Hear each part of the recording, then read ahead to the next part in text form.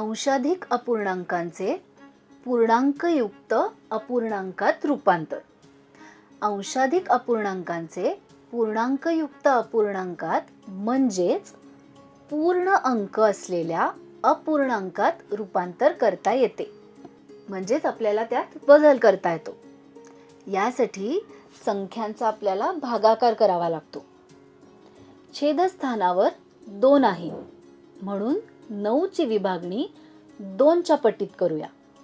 म्हणजेच 2 2 चे गट करूया.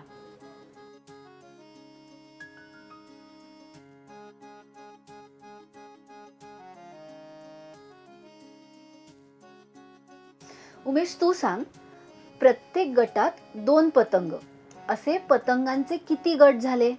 1 2 3 4 गट झाले. बरोबर. आता प्रिया, तू सांग, किती पतंग उरले? 4 गट झाल्यावर 1 पतंग उरला. छान. म्हणजेच 4.1/2 असे उत्तर आले.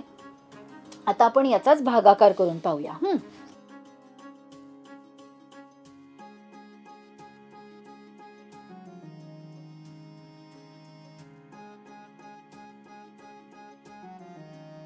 उदाहरणार्थ, या अपूर्णांकातील 9 हा अंश 2 या छेदापेक्षा मोठा आहे म्हणून याला अंशाधिक अपूर्णांक असं म्हणतात. आता अशा अपूर्णांकाचे पूर्णांकयुक्त 2 अपूर्णांकात आपण रूपांतर करूया. 9/2 बरोबर किती? हे काढण्यासाठी आपण 9 या संख्येला 2 ने भागूया. भाज्य म्हणजे ज्याला भागायचे आहे ती संख्या आणि भाजक म्हणजे ज्याने भागायचे ती संख्या आणि बाकी म्हणजे शिल्लक.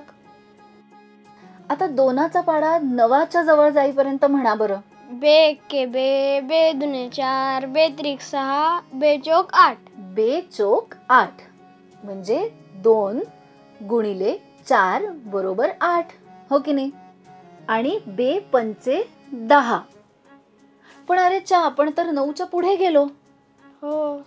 9 वजा 8 बरोबर 1 म्हणजे 1 ही बाकी उरते. म्हणून उत्तर हे 4.1/2. 9/2 या अंशाधिक अपूर्णांकाचा पूर्णांकयुक्त अपूर्णांक म्हणजे 4.1/2, हो की नाही? हो. आता आपण एक गणित करूया. 10 गोळ्या 3 मुलांना वाटायच्या आहेत, तर प्रत्येकाच्या वाट्याला किती गोळ्या येतील? प्रिया, गोळ्या किती आहेत? 10 गोळ्या आहेत. बरोबर. उमेश, तू सांग, त्या किती जणांमध्ये आपल्याला वाटायच्या आहेत? ताई 3 मुलांना द्यायचे. मग आता काय करायचं? 3 एके 3, 3 दुने 6, 3 त्रिक 9. 10 वजा 9 बरोबर 1 बाकी उरते. छान. उमेश, मग आता पूर्णांकयुक्त अपूर्णांक काय झाला सांग बरं? 3.1/3. बरोबर. आता 10/3 याचा पूर्णांकयुक्त अपूर्णांक आपण करूया.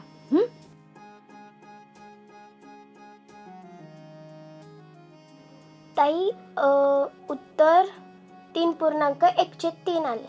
बरोबर. आता गणित सोडवायची रीत सुद्धा पाहूया.